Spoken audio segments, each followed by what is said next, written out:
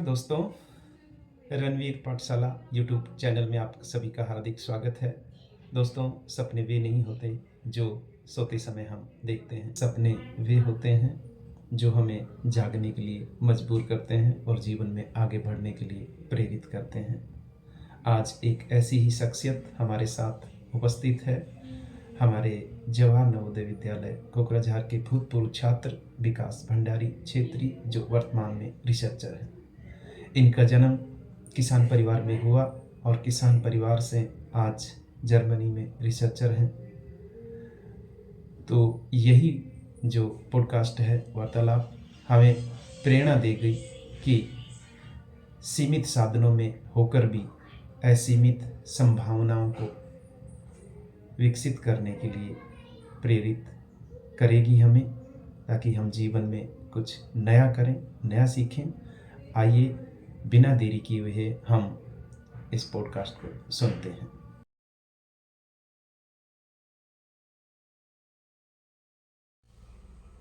हाँ जी सर। सर्वप्रथम मैं आपका हमारी नवोदय विद्यालय में आपका हार्दिक स्वागत करता हूं और आप हमारे यहाँ पुनः पधारे 17 वर्ष के बाद में। और मैं आपके जीवन के बारे में कुछ पूछना चाहता हूं। बिल्कुल सर। तो सर्वप्रथम मुझे आप मेरे दर्शकों को आप अपना परिचय देंगे। ओके, ठीक है सर। नमस्कार, मेरा नाम है विकास और मैं अभी फ़िलहाल as a PhD candidate Germany में अपनी पढ़ाई कर रहा हूँ और मेरी विद्यालय की विज़िट भी इसी सिलसिले में हुई है। मैं यहाँ क्लास 10 की छात्रों के साथ अपनी स्टडी इम्प्लीमेंट कर रहा हूँ। अच्छा। तो मेरा आपसे पहला ही क्वेश्चन है कि सबसे पहले ये बताइए कि 17 साल बाद जेएनवी कोकराझार में आप वापस आकर आपको कैसा लग रहा है? जी, सबसे पहली बात तो मुझे बहुत खुशी महसूस हुई, क्योंकि मुझे यहाँ 2008 जब से मैं विद्यालय छोड़ के बाहर गया, कैंपस के बाहर, तो मुझे कैंपस आने की हमेशा एक आशा थी, लेकिन कभी ऐसा मौका नहीं मिल पाया था। तो इस बार मुझे ऐसा मौका मिला कि मुझे हर हफ्ते कुछ 2-3 बार आने के लिए मौका मिला और अलुमनाई मीट भी चल रही थी, तो वहाँ पर भी मुझे अपने दोस्तों के साथ मिलने का मौका मिला। तो पुरानी यादें ताज़ा हो गई। बिल्कुल, तो बहुत सारी पुरानी यादें हैं जो, क्योंकि यहाँ पूरी हॉस्टल में जितने साल भी रुके हैं तो बहुत सारी यादें ताज़ा हो गई। जी कहूँ तो थैंक यू। अगला आपसे मेरा सवाल है कि जर्मनी में रिसर्चर बनने तक आपकी यात्रा कैसे शुरू हुई? जी, तो सबसे पहले मैं जब जेएनवी से पढ़ाई अपनी कंप्लीट कर चुका था, तो उसके बाद मैंने अपने प्रिंसिपल के साथ डिस्कशन के बाद मैं अपनी बैचलर स्टडी के लिए दिल्ली यूनिवर्सिटी वहाँ गया। जी। तो अपनी ग्रेजुएशन कंप्लीट करने के बाद भी मुझे एक कन्फ्यूजन सी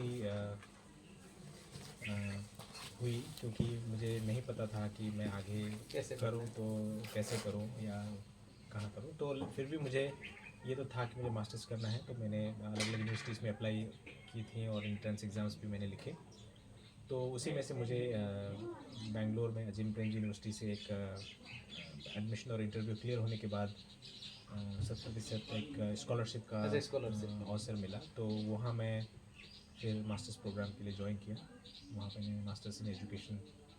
मतलब ये बात सत्य हुई कि टैलेंट की सदा कदर होती है, तो उसी आधार पर आपको स्कॉलरशिप मिली। जी तभी बिल्कुल। आप हाँ, आगे पहुंचे। वो कह सकते हैं कि एक वो टैलेंट भी है, और कभी कभी मैं अपने जो मेहनत थी, यानी एकेडमिक्स ही नहीं, यानी मैं दूसरी किताबें भी पढ़ा करता था। तो अच्छा, पढ़ने के प्रति जो हाँ, जुनून था, बिल्कुल, जो वो कहीं ना कहीं हाँ, हमें आगे लेकर जो आया। एकेडमिक और नॉन एकेडमिक होती है। तो एक्चुअली इंटरव्यू में मुझे उसी किताब, जो मैंने किताब पढ़ी थी, उसी के बारे में पूछा गया था। जी। तो उस किताब के बारे में मैं काफ़ी जिक्र कर पाया, यानी क्रिटिकल अप्रिशिएशन जो होता है वो कर पाया। जी। तो मुझे लगता है कि वो काफ़ी एक पॉजिटिव पॉइंट था मेरे वो एंट्रेंस एग्ज़ाम क्लियर करने में। जी। मैं वापस नवोदय पे आता हूँ। जी बिल्कुल। जेएनवी कोकराझार में पढ़ाई के दौरान कौन सी बातें सीखी जो आज तक आपको काम आती हैं? जी वैसे तो बहुत सारे बातें हैं, लेकिन एक जो है कि एक जेएनबी में आने के बाद एक जो डिसिप्लिन बनती है जी कि हम सुबह उठते हैं, हम व्यायाम करते हैं और फिर अपना दिनचर्या शुरू होता है। और स्पेशली यहाँ पर एक देखा जाए तो निरंतर अपना कार्य चलता रहता है दिन भर, लेकिन इससे हमें एक लाइफ की एक डिसिप्लिन यानी अपना काम खुद से करना है। और अपना जो टाइम की जो प्लानिंग होती है वो जीना अच्छा सीखते हैं। जी अच्छे से करें तो अपनी जो जो भी काम है आप उसमें कर सकते हो। एक वो है, दूसरी चीज़ ये भी थी कि मैंने अपनी कम्युनिकेशन स्किल्स वगैरह भी काफ़ी यहाँ इम्प्रूव जी, किए जी, हैं। जी। और उसमें बहुत सारे टीचर्स का सपोर्ट रहा है। और विद्यालय में जो भी हमें अवसर मिला, साइंस एग्जीबिशन हो या या दूसरी दूसरी सीसीए सीसीए प्रोग्राम, हाँ, प्रोग्राम्स हो, उसका एक बहुत बड़ा अहम रोल रहा अहम रोल रहा, जिससे मुझे आगे बढ़ने में काफ़ी आपको। आगे बढ़ने में मदद की। अच्छा, आपका कुछ मुझे बैकग्राउंड बताने का प्रयास करेंगे कि आप किस फैमिली से बिलोंग करते थे?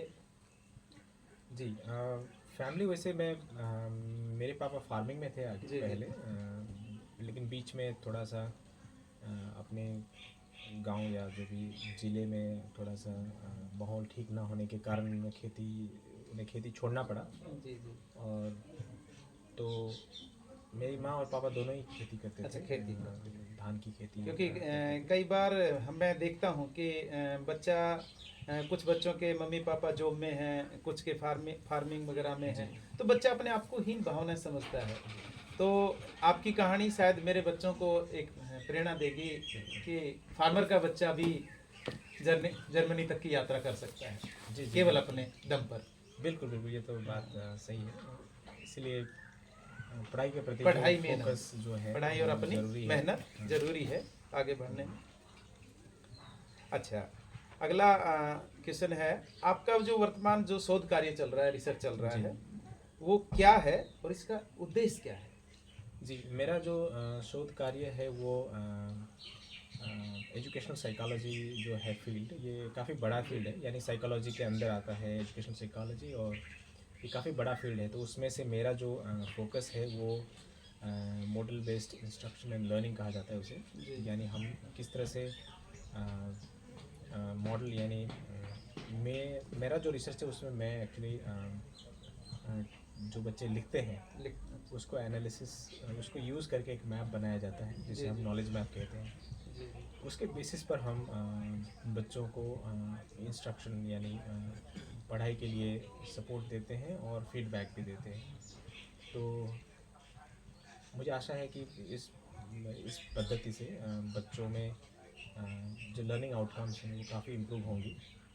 और फिलहाल मेरा वही फोकस है। और दूसरा है कि टेक्नोलॉजी इंटीग्रेशन जो हम कहते हैं, अच्छा, अच्छा। यानी अलग अलग जो नई तकनीकें आ रही हैं उसको हम लोग क्लासरूम में कैसे शामिल कर सकते हैं, उसके ऊपर भी मेरा। उसी पे मैं आगे आ रहा हूँ। जी अभी जैसे 2020 एनईपी आई, जी नई शिक्षा प्रणाली, जी तो उसको देखकर आप, हम जैसे हम इंडिया में ही हैं, हमें बाहर का देखने का मौका नहीं मिला है कि वहाँ की एजुकेशन सिस्टम क्या है। आप जर्मनी में गए, वहाँ पर भी काम कर रहे हैं, जी तो जर्मनी और भारत की शिक्षा प्रणाली में हमें कहाँ अंतर देखने को मिल रहा है? क्या अच्छाइयाँ उधर हैं, क्या अच्छाइयाँ हमारी हैं? कोई आप अंतर समझ जी पाए?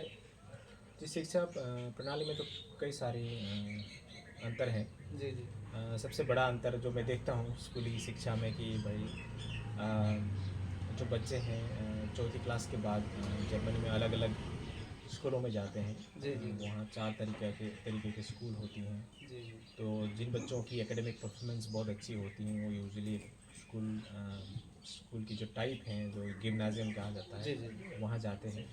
तो हमारे भारत में क्या है कि बच्चों को पहले से ही छांटा नहीं जाता है। अच्छा, तो अच्छा, ये उनको शुरू से ही। हाँ, तो उसको हम बस अंतर ही कह सकते हैं। अच्छाई या बुराइयाँ तो हम उतना ज़्यादा उल्लेख नहीं कर पाएंगे यहाँ पर, क्योंकि जी, उसकी भी अच्छाइयाँ हैं बुराइयाँ भी हैं। जी। और जो अपने भारत में सभी को एक समांतर मौका मिलता है, उस ये भी एक अच्छाई है। लेकिन कई बार ये भी होता है कि अलग अलग जो ऑक्यूपेशंस हैं, ट्रेड्स हैं, उसमें जा बच्चे नहीं जा पाते हैं। और कई बार रोज़गार की भी समस्या आती है। क्योंकि जी। उस फील्ड में जितने लोग चाहिए, एक्सपर्ट लोग चाहिए, उतने लोग नहीं मिल पाते हैं। जी, जी। मतलब कहने का मतलब है कि जो अभी अपने स्किल वाले सब्जेक्ट अभी जो चला रही है, जी इसमें 2010 एमबी जी 2020 जी। में, वो वहाँ छोटी क्लासों से ही शुरुआत कर दी जाती है। नहीं, छोटी क्लासें नहीं, यानी एक जो है डायरेक्शन, जी, दिशा जो है अलग हो जाती है। चौथी के बाद अगर कुछ बच्चे एकेडमिक में रहना चाहते हैं या अगर एकेडमिकली ओरिएंटेड हैं ज़्यादा, जी, तो उनको एक ज़्यादा एकेडमिक फोकस्ड वाला स्कूल, जैसे कि हमारी जो नवोदय विद्यालय या केंद्रीय विद्यालय भी है, ये काफ़ी एकेडमिकली इंटेंस वाली स्कूल मान सकते हैं। अच्छा, अच्छा। तो जैसे कि दूसरे बच्चे जो हैं वो यूजुअली अलग अलग ऑक्यूपेशंस में भी जाते हैं। हाँ, आगे जाके बच्चे दूसरे स्कूल से यूनिवर्सिटी भी ज्वाइन कर सकते हैं, लेकिन उसमें एक अलग अलग ब्रिज बनी हुई हैं, जी, जी। एक दूसरे की दिशा में भी जा सकते हैं। लेकिन मैंने ये सुना है और देखा भी है कि ज़्यादातर बच्चे हैं जो जर्मनी में इंजीनियरिंग, मेडिकल या हायर स्टडीज़ के लिए जो जाते हैं, वो यूजुअली गिम्नाजियम वाली स्कूल से जाते हैं, क्योंकि वहाँ पर एकेडमिक ज़्यादा फोकस है और बच्चे भी उस एकेडमिक जो वेट है या एकेडमिक जो फोकस है उसको ले पाते हैं और उस सब्जेक्ट में काफ़ी एक्सपर्ट बन जाते हैं। तो आगे उन्हें उन्हें मेडिकल और इंजीनियरिंग लेने में आसान होती है। चलो, आप हमारे पूर्व छात्र हैं जी जेएनवी कोकराझार का, तो वापस मैं जेएनवी की फिर जी बिल्कुल यादें सर। ताज़ा जी करना चाहूँगा। जी जर्मनी में रहकर आपको भारत या जेएनवी कोकराझार की कौन सी चीज़ सबसे ज़्यादा मिस करते हैं? जी, हमें तो हमेशा मिस करते हैं भारत को, क्योंकि यहाँ का खाना, यहाँ की जी, जी। संस्कृति और यहाँ की जो फेस्टिवल्स होती हैं, जी, उन जी। सभी को हम मिस करते हैं। और हाँ, जेएनवी कोकराझार की स्पेसिफिक कहे जाए तो हम अपने जो नवोदय वाली जो अपनी सर्कल है, जी, अलुमनाई जो अपनी बैचमेट्स हैं, जो भारत में ही रहते हैं, उन या सबको मिस हाँ, ये उन सबको ज़्यादा मिस करते हैं, क्योंकि जब जब भी मैं यहाँ आता हूँ तो कुछ दिन उन्हीं के साथ रहता हूँ। जी, जी। और बिल्कुल, तो हाँ, बाहर जब रहते हैं तो हर दिन मिस तो करते ही हैं ये जी, सारी जी। चीज़ें। आपको इतनी सफलता में पहुंचने में 3 लोगों का बहुत अहम योगदान है। मैं उसी पे एक प्रश्न उठाना चाहता हूँ। जी मम्मी-पापा जी और हम शिक्षक लोग, जी। तो उसी पर है। जेएनवी कोकराझार के शिक्षक और वातावरण ने आपके करियर में क्या योगदान जी, इसमें तो काफ़ी सारे योगदान हैं। जैसे कि आज सुबह भी मैं जिक्र कर रहा था कि आज मैं जो हूँ नवोदय की वजह से हूँ, तो काफ़ी योगदान है। यानी जो भी यहाँ मैंने शिक्षा हासिल की है, उसी की बदौलत मेरी आगे यूनिवर्सिटी में एडमिशन हुई थी। और उसके आगे भी जो मेरी ये पढ़ाई थी, उसी को देख के मुझे स्कॉलरशिप वगैरह के लिए कंसिडर किया गया था। जी, और आज जब भी मैं जाता हूँ तो हमें जब भी कोई इंटरव्यू में जाते हैं तो एक बायोडाटा लेके जानी होती है। तो जहाँ जब भी यहाँ बायोडाटा में स्कूली शिक्षा की जो जवाहर नवोदय विद्यालय से किया हुआ छात्र जी। उनको दिखता है, तो वो काफ़ी मतलब एक छवि अलग हाँ, आती है। वो काफ़ी अलग अटेंशन देते हैं और कई बार नवोदय का बच्चा। नवोदय रिलेटेड सवाल भी वो पूछते हैं। जी, जी, जी। अच्छा, तो अब मैं आपसे अगला क्वेश्चन करना चाहता हूँ कि जो आज के जो छात्र हैं, जी थोड़ा पढ़ाई की तरफ कम रुझान है, जी। तो अपनी पढ़ाई, करियर और लक्ष्य को लेकर आप उनको क्या सुझाव देना चाहते हैं? क्योंकि इस ज़्यादातर जी बिल्कुल। जी, आपने सही कहा, समय बदल गया है। जब हम स्कूल में थे तो बिल्कुल मोबाइल या फिर इंटरनेट इतनी पॉपुलर नहीं थी, या नहीं थी, इसके बराबर था, यानी अभी बहुत ज़्यादा है। तो डिस्ट्रैक्शंस काफ़ी हैं, तो फोकस रहना ज़रूरी है। इसमें मेरा यही है कि भाई एकेडमिक्स में अपना जो टाइम है वो देनी चाहिए जितनी ज़रूरत है। और मुझे तो ये लगता है कि मोबाइल की जगह अगर हम स्पोर्ट्स और दूसरे करिकुलर एक्टिविटीज़ जो है उसमें ज़्यादा ज़्यादा ध्यान ध्यान दें दें तो तो अच्छा है। मोबाइल भी ज़रूरी है, लेकिन हाँ, उसमें स्क्रीन टाइम लिमिट। कम करनी, लिमिट करनी चाहिए, क्योंकि रिसर्च कहता है कि अगर आपकी स्क्रीन टाइम बहुत ज़्यादा है तो आपकी आँखों के लिए भी अच्छा नहीं है। और अपनी जो कॉग्निटिव लोड, यानी जो ब्रेन में जो असर पड़ता है, काफ़ी इन्फ्लुएंसेस पड़ती हैं, क्योंकि अलग अलग कंटेंट्स होती हैं। कई बार हम डिसाइड नहीं कर पाते कौन सा अच्छा कंटेंट है, कौन सा अच्छा नहीं है। तो जब भी मोबाइल यूज़ करें तो थोड़ी सी सोच समझ कर वो करें। और वापस जेनवी पर ही आता हूँ मैं। आपका फेवरेट टीचर कौन? सर मेरे फेवरेट टीचर तो देखो टीचर सभी होते हैं, सभी बहुत सारे पढ़ाते हैं, थे, लेकिन कोई एक जो ज़्यादा दिल के हाँ, करीब हो। अब जो मुझे याद आ रहा है जी। मेरे प्रिंसिपल सर भी काफ़ी वो थे, सपोर्टिव थे। मैं उनसे उनका नाम 2 साल बताना चाहेंगे? जी बिल्कुल, उनका नाम था श्री एस कनल। जी। और सर ने मुझे काफ़ी सपोर्ट किया था और मैं 2 साल स्कूल कैप्टन भी रखा। और उस लीडरशिप रोल की वजह से मुझे बहुत कुछ सीखने को मिला। जी जी। और उसके बाद मुझे नाम आता है मेरे PGT English RG Maske sir, जो कि अभी महाराष्ट्र में एक विद्यालय में है। तो वो मुझे काफ़ी प्रेरित करते थे, इंस्पायर करते थे ज़्यादा रीडिंग हैबिट्स वगैरह बिल्ड करने के लिए। तो जब भी जो पुराने न्यूज़पेपर्स है वो मुझे दिया करते थे। और क्योंकि हमें यहाँ न्यूज़पेपर्स लाइब्रेरी में तो मिलती थी, लेकिन वो हम हॉस्टल नहीं ले जा सकते थे। तो मास्के सर हमें न्यूज़पेपर्स देते थे और कहते थे कि आप इसको पढ़ो। मतलब एक ही न्यूज़पेपर को पढ़ो, लेकिन पूरा पढ़ो। और स्पेशली जो एडिटोरियल पेज होता है वहाँ पर, जिसमें विद्वान लोग लिखते हैं, उसमें कुछ टिप्पणी देते हैं बहुत सारे टॉपिक्स पर, वो मुझे पढ़ने के लिए प्रेरित करते थे। अगला मेरा क्वेश्चन है कि नवोदय स्कूल की एक सबसे अच्छी याद और एक सबसे बुरी याद। एक सबसे अच्छी याद मेरे मन में तो वही है कि जैसे ही यहाँ आया और शुरुआती दिनों में काफ़ी मुश्किलें मुश्किलें थी, घर की याद आती थी। हाँ, तो ये जो सारी यादें मुझे थोड़ी सी वो लगती है, तो अच्छी नहीं है। लेकिन अच्छी ये है कि जैसे मैं 8वीं 9वीं और उसके बाद आगे बढ़ा, तो मुझे ऐसे मौके मिले जहाँ पर मैं शिलोंग रीजन ही नहीं बल्कि दूसरे रीजन के विद्यालय भी विजिट कर पाया।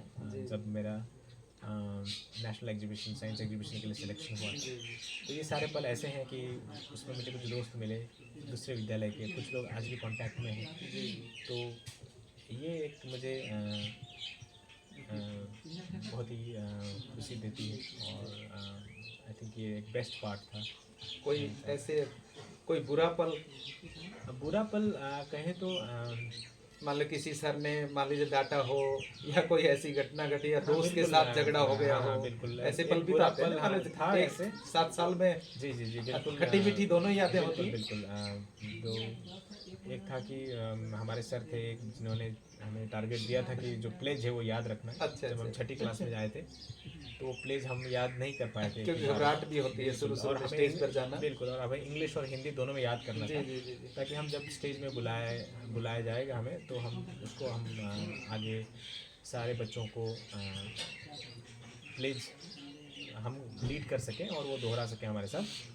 तब हमें याद नहीं हो पा रही थी, तो हमें काफ़ी मार पड़ी थी। तो ये एक क्या कहते हैं, आपने कुछ पूछा कि कैसा पल था। हाँ, मतलब दुखद पल था ये, क्योंकि हम चाहते तो उसको कर सकते थे, लेकिन समय की कमी की वजह से शायद हम उसको पूरे याद नहीं कर पा रहे थे। तो और हिंदी और इंग्लिश दोनों में प्रतिज्ञा को याद करना ज़्यादा बुरा लगा। बिल्कुल बुरा लगा कि हमें ऐसा लगा कि शायद एक यहाँ सारी पढ़ाई इसी तरह से होती होगी शायद, और अगर हमें इसी तरह से होगा तो हम थोड़ी सी डर गए थे उस पर। ठीक है। अच्छा, अब कार्यक्रम के अंत में मैं ये चाहूँगा कि हमारे जो नवोदय के अभी जो बच्चे वर्तमान में पढ़ रहे हैं, उनको कोई अपना संदेश देना चाहिए। संदेश के लिए अभी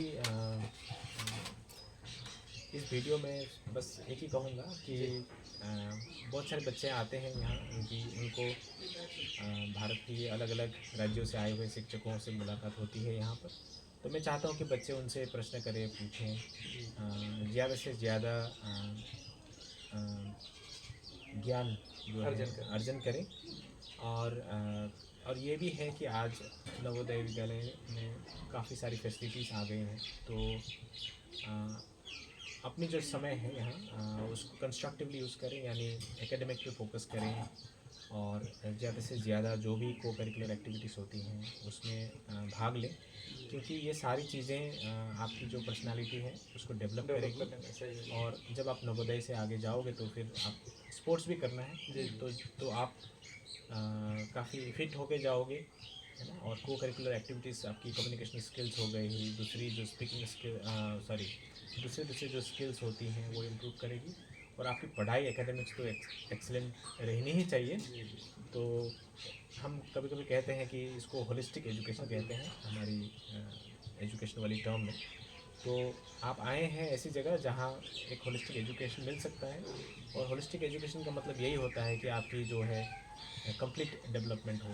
तो मैं चाहता हूँ कि यही संदेश है कि जो छोटे बच्चे हैं अभी स्कूल में या फिर जो आने वाले हैं, आप लोग सब जो यहाँ रहेंगे इस माहौल में, तो इसमें अपने आप को आप एक एक्सेलेंट बनाएं। जी, और यही संदेश है। फोकस रहें। Thank you sir. आपने अच्छा समय मुझे लगा दिया। आपसे मिले हम, जी आप आए लौटे, कुछ पुरानी यादें बताई। जी। मैं आपका तहे दिल से धन्यवाद देता मैं आपको भी धन्यवाद देता हूँ, क्योंकि ये मेरी शायद ऐसी वीडियो इंटरव्यू पहली है। हूँ। जी जी, तो मेरा भी पॉडकास्ट पहला ये है। ओके, मैं धन्यवाद सर। शुरुआत में कभी जी से करता हूँ। ओके, जी बिल्कुल बिल्कुल। क्योंकि इसके बहाने अपने जो छोटे जूनियर बच्चे हैं उनको कुछ ना कुछ सीखने को मिले। बिल्कुल, बिल्कुल। हमारा प्रयास यही रहता है कि बिल्कुल। कोई काम ऐसा करे कि जी। कुछ सीखने को मिले। ठीक है सर, बहुत बहुत धन्यवाद सर। धन्यवाद सर।